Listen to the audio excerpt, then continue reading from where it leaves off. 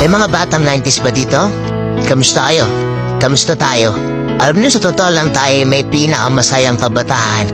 Tayo yung mga kabataan noon na napakababaw ng paligayahan. Tayo yung mga batang batak sa arawan kahit napagalitan ng magulang, okay lang basta makipaglaro sa mga kaibigan. Di natin alam kung ano yung teknolohiya. Di natin alam kung ano yung cellphone. Di natin kilala si Coco Melon. Puntayin na tayo sa mga laruan natin at sa kung ano yung meron.